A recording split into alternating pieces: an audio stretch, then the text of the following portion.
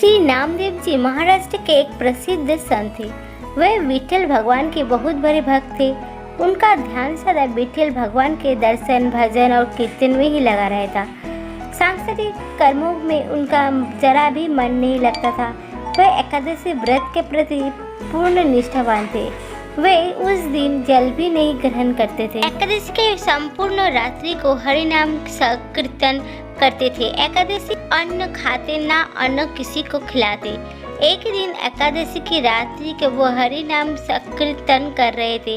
उनके साथ अनेकों भक्त भी कीर्तन कर रहे थे। अचानक एक क्षीणकाय, हड्डियों का ढांचा मात्र एक वृद्ध ब्राह्मण उनके द्वार पर आया और बोला, मैं अत्यंत भूखा हूँ, मुझे भोजन कराओ, अन्यथा मैं भूख के मारे मर जाऊंगा। श्री रामदेव जी ने बोला, मैं एकादशी को ना अन्न खाता हूँ और न अन्न किसी और को खिलाता हूँ। अंत ब्राह्मण देवता प्रातः काल सूर्योदय का इंतजार करे, व्रत का पालन कर आपको भर पेट भोजन कराऊंगा। ब्राह्मण बोला, मुझे तो अभी ही भोजन चाहिए, मैं 120 वर्ष का बूढ़ा हूँ। एकादशी व्रत 8 वर्ष से लेकर 80 वर्ष तक के लोगों के लिए है। मैं भूख से मर जाऊंगा और तुमको ब्रह्म हत्या का पाप लगेगा। श्री नामदेव जी ने कहा, ब्राह्मण देवता चाहे कुछ भी हो जाए, आपको भोजन नहीं करा सकता। कृपया आप सुबह तक प्रतीक्षा करें। श्री नामदेव जी के ऐसे व्यवहार के प्रति अन्य ग्रामवासियों ने नामदेव जी को निष्ठुर कहा और ब्राह्मण को भोजन देना चाहा, परंतु ब्राह्मण ने भोजन लेने से इनकार कर दिया और कहा, यदि मैं भोजन ग्रहण करूंगा तो सिर्फ और सिर्फ नामदेव जैसे करूंगा। श्री नामदेव जी ने जब ब्राह्मण को भोजन न तो कुछ ही समय में उसके प्राण पराकू उड़ गए। वहां उपस्थित सभी लोग श्री नामदेव जी के प्रति अशब्द कहने लगे और उन्हें हत्यारा कहकर सम्मोहित करने लगे।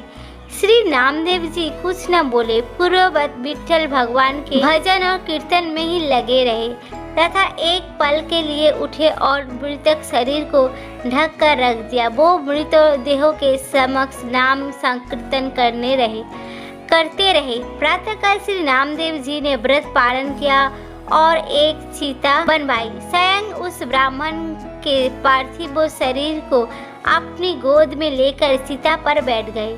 चिता को प्रज्वलित किया गया। जब आग की लपटें श्री नामदेव जी तक पहुंचने ही वाली थी, तब अचानक वो ब्राह्मण उठा। श्री नामदेव जी को उठाकर चिता पे बाहर। जब तक नामदेव जी कुछ समझ पाते, वो बूढ़ा अंतर्धान हो गया।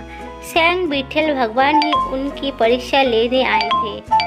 इस घटना को देखकर सब आश्चर्यचकित हो गए और श्री नामदेव जी के जय जयकार करने लगे। धन्य है श्री नामदेव जी। चित्त में प्रजा का प्रकाश, ज्ञान का दीपक जले, तभी ठाकुर जी का निराकार स्वरूप दिखाई होता है। भगवत स्मरण से चित्त रूप दीपक जलाने का प्रयास मानव को करना चाहिए।